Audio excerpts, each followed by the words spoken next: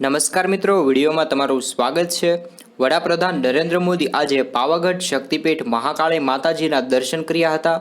આજે શક્તિપીઠના નવા બનેલા શિખર પર પીએમ મોદી દ્વારા ધ્વજારોહણ કરવામાં આવ્યું હતું। આ મંદિર પર 500 વર્ષ બાદ પહેલીવાર ધજા લહેરાઈ છે। જ્યારે ઉલ્લેખનીય છે કે 500 વર્ષ પહેલા મોહમ્મદ બેગડા નામના વ્યક્તિએ આક્રમણ કરી અને શિખરને ખંડિત કર્યું હતું, ત્યારથી ધજા ચડાવવામાં આવી ન હતી। ત્યારે આ નવા બનેલા મંદિરમાં વડાપ્રધાન નરેન્દ્ર મોદીએ ધ્વજારોહણ કર્યું છે। આખરે 500 વર્ષ બાદ શિખર પર આજે ફરી ધ્વજારોહણ કરવામાં આવ્યું છે અને ધજા લહેરાય છે। હાલ પાવાગઢ માતાજીના મંદિરે નવેસરથી બનાવવામાં આવ્યું છે। અગાઉ મંદિરની પાછળ દરગાહ હતી, જેને સમજાવટ બાદ થોડી દૂર કરી દેવામાં આવી છે। આ દરગાહ જ્યારે મોહમ્મદ બેગડાએ આક્રમણ કર્યું હતું ત્યારે આ દરગાહ બનાવવામાં આવી હતી। દરગાહને થોડી દૂર ખસેડી અને ફરી મંદિરનું નિર્માણ કરવામાં આવ્યું છે।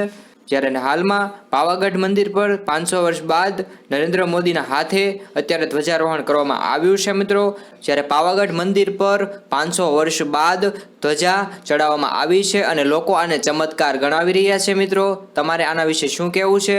જય મહાકાળી માતા કોમેન્ટમાં લખજો મિત્રો। અને જરૂરથી ગુજરાતના નવા સમાચાર આવી જ રીતે મેળવવા માટે નીચે આપેલું લાલ કલરનું સબસ્ક્રાઇબ બટન દબાવી અને જરૂરથી યુટ્યુબ ચેનલને સબસ્ક્રાઇબ કરી નાખજો, જેથી અવનવા વિડીયો તમને મળી રહે।